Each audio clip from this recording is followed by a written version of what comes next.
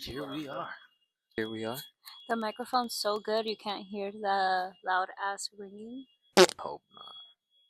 Here we are at LAX with and we're about to catch our flight to El Salvador. How do we feel? Bien. Oh, perdón, lo siento. La cosa es que estamos cambiando de idioma y ya pasamos la línea de hablar inglés. Oh.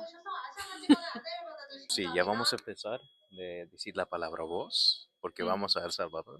Y quiero una camisa de buklele. De Bukele. Me gustaría encontrar también una camiseta de El Salvador, pero sí, estamos bien contentos de ir y nos vemos en El Salvador. You already know the first thing we had to do when we touched down was get some pupusas, and we had to get a bag of water because it was really hot by the time we got to El Salvador. After grabbing a quick bite to eat, we headed on our way to our hostel. Most of the traveling that we did within the country was through our rental car. Thankfully, our rental car was able to take us to A to B peacefully and safely. The hostel we stayed at was in La Libertad, and the reason why we wanted to come over here was we heard that the beaches were amazing. The hostel was cool. It had a pool. A couple things that the hostel did offer as well was this cool little workout area. They also had surf lessons. They had yoga lessons. They had pupusa making classes, and they did have a lot of lounge places.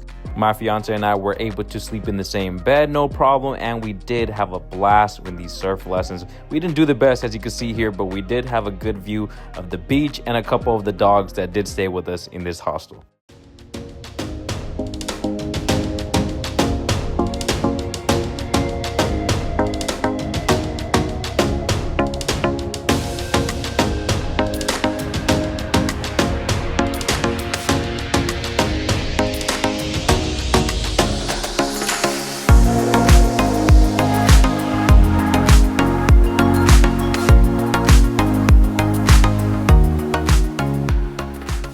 That's pretty much how we finished off day one in El Salvador. We couldn't finish it without having a taste of the El Salvador beer, famously known as Pilsener. Waking up for day two, I had a goal in mind that I was going to wake up being him. So I woke up early, bright and early before everybody could see the sun is still shining. I went for a 2-mile run on the beach going crazy.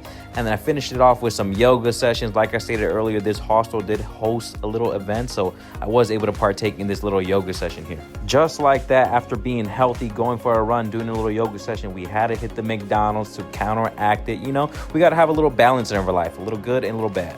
On the road again, we headed out to the Volcán de Santa Ana, the great volcano. This thing is honestly huge. I believe it took us about 1.5 to 2 hours to do the full thing round trip, but the views were amazing. We were able to pay a private tour guide, and there were restrooms on the way. The whole thing was honestly an amazing sight. And again, these cool dogs, man, they were just up and kicking it on the mountain with us. Let's go ahead and listen to the beauty of nature.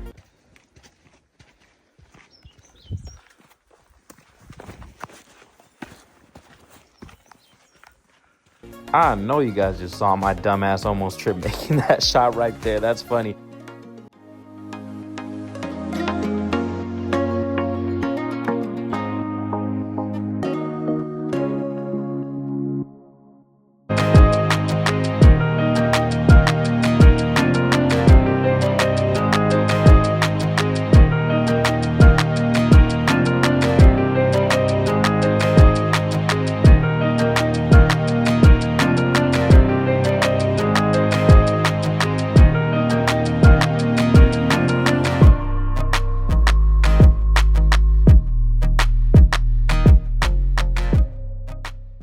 To anybody trying to decide whether they should do this hike, this volcano hike or not, I'm going to definitely go ahead and recommend it, not only for the views, but take a look at this dog, man. If you have doubts whether you could do it or not, listen, if this dog could do it, you could do it.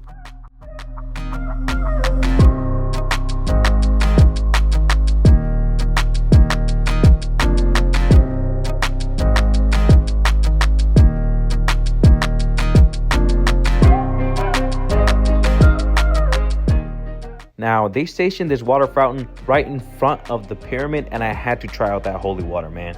Thankfully, right outside the pyramids, they did have a whole bunch of shops. Thankfully, here I was able to get my El Salvador jersey. We also got a cool little shot glass and a whole bunch of little knickknacks for the family. After that, we finished the night in Santa Ana downtown. We ate some pizza. The coolest part about it was not only the pizza being amazing, but it was right behind the Catedral, and it was lit up at night, and it really set the vibe for the whole entire night. It was amazing.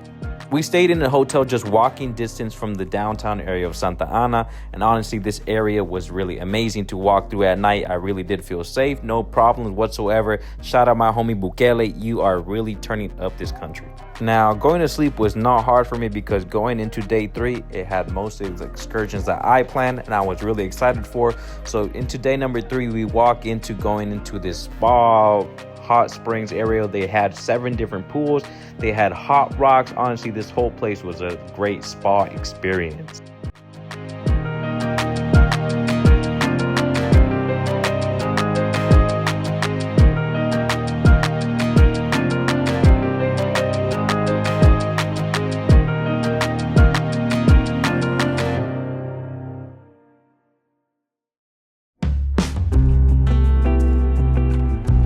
On to the next one, we head out to Los Chorros. Now, you may have seen this on TikTok. If you're planning a trip to El Salvador, I would definitely recommend this place to go. It's really cheap. I believe it was only a $2 entrance fee.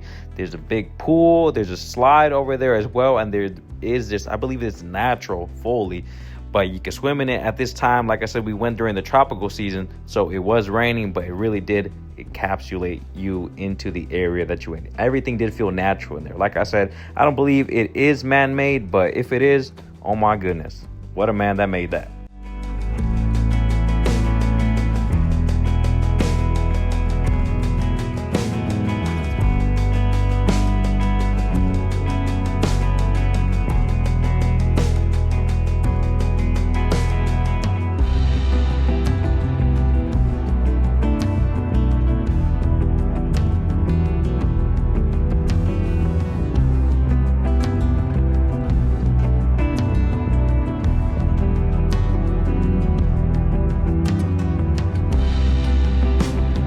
Waking up and getting ready for day 4 was a little bit hard because we did have to go ahead and say goodbye to this amazing Airbnb with spectacular views. But the good thing was we did have this little fella kicking it with us while we were getting ready to take on the day. Now for today, this is the day we hit the famous San Salvador. Now this is the Mecca, this is the capital of San Salvador, of El Salvador. And we did get to do this rainbow slide, but honestly, as you can see, the paint has chipped off from the slide, so it's more like a white slide, but it was still cool. It was still really fast, and honestly, we still only paid like $5 to go on this slide, so no complaints, truthfully. One of our things we had to do when we hit the city was go to a little flea market. This is called the little tienditas they had right there. We got some stuff. I honestly did the thing I wanted to do the most was buy something in Bitcoin. El Salvador was known to convert their currency to Bitcoin a couple years ago. And as you can see, that man right there is the one who did it all. So I ended up paying $25 in Bitcoin to this guy. Thankfully, he was able to take that. He was willing to do it. And as you can see, this is my proof of sending the $25 in Bitcoin.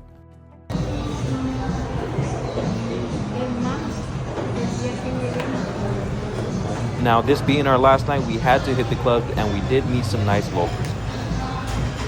Recuerden que mañana nos vemos para almorzar a la 1. Bueno, hoy para almorzar a la 1 antes de que se vayan. Nos vamos a ver. And just like that, we did not meet them up at 1 to have some brunch. We were a little bit hungover, so we had some pollo campero in the morning as well. I took it on the plane with me as well, just because I had to bring it back for the family for the one time, just because they say the seasoning is a little bit different.